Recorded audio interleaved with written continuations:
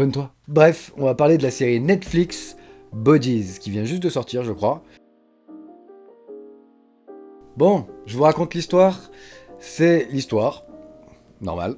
C'est l'histoire d'un corps retrouvé par la police à Londres, au même endroit, mais à différentes époques. Donc du coup, on les retrouve dans les années 1890, 1941, 2023 et 2053.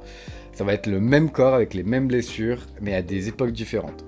Comment c'est possible? Qu'est-ce que c'est que ce bordel? C'est toute l'intrigue qui, franchement, pourrait être incroyable, mais pour moi, il manque un truc. Il manque clairement un truc. En ce qui concerne le jeu d'acteur, dans l'ensemble, il est pas trop mauvais. Par contre, la manière de filmer, elle est très basique. Alors que, pour moi, l'histoire, ça permettrait de proposer des choses hyper intéressantes. Et là, c'est vraiment filmé de basique, mais style NCIS, Castle, rien de neuf, quoi. Et il y a même, je pense, certaines transitions entre les époques qui auraient pu être bien mieux trouvées. Parce que là, en gros, il découpe l'écran, j'ai l'impression de jouer à Call of en splitté, quoi.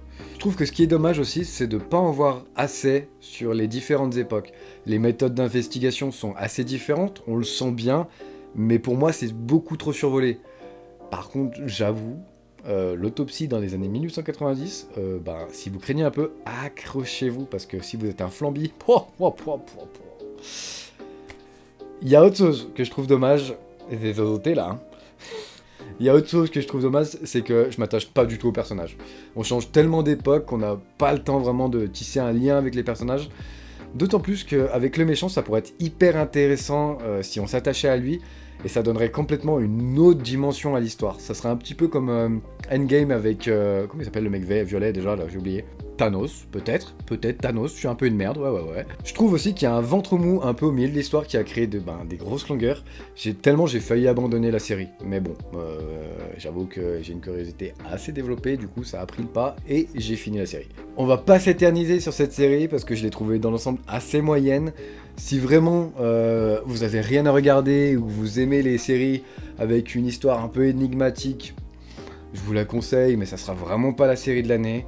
Elle reste assez longue, j'ai trouvé l'histoire un peu parfois tirée par les cheveux. Bref, je suis assez déçu par cette série. Alors que son histoire, en fait, elle promettait d'être vachement intéressante, et au final, c'est un peu un pétard mouillé. Donc, ouais, bof. Mais dites-moi ce que vous en avez pensé. Si vous l'avez vu, franchement, j'ai bien envie de savoir ce que vous en avez pensé, vous aussi, parce que je pense qu'il y avait un truc à faire, mais là, ça n'a pas du tout été fait. Mais bon, on va en rester là pour cette série, et je vous dis à la prochaine. Ciao!